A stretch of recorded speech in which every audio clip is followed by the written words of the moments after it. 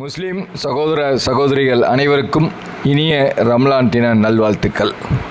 இந்த இனிய நாளில் நபிகள் நாயகம் அவர்களை பற்றி ஒரு நிகழ்ச்சியினை ஒரு முஸ்லிம் பெரியவர் சொன்னதை இன்று தங்களுடன் பகிர்ந்து கொள்ள விரும்புகிறேன்.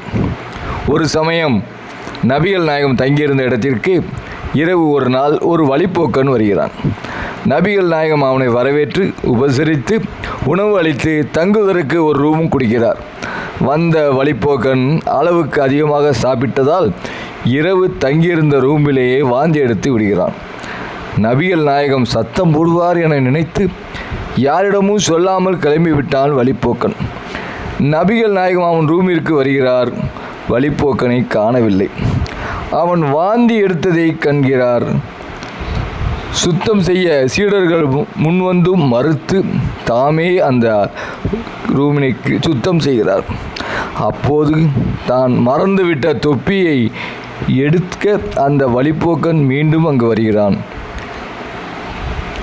தன்னை நபிகள் நாயகம் சத்தம் போடுவார் என நினைப்பவரிடம் நபிகள் நாயகம், ஐயா, இப்போது உடம்பு எப்படி இருக்கிறது என கருணையுடன் கேட்க வழிப்போக்கன் அவர் கால்களில் விழுகிறான். இந்த இனிய நன்னாளில் நபிகள் நாயகம் வழியில் பிறரிடம் இரக்க குணத்துடனும் கருணை உள்ளத்துடனும் வாழ்வோம் என்பதே நாம் அனைவரும் இன்று செய்யும் உறுதிமொழியாக இருக்கட்டுமே. மீண்டும் நல்வாழ்த்துக்களுடன் முஸ்லிம்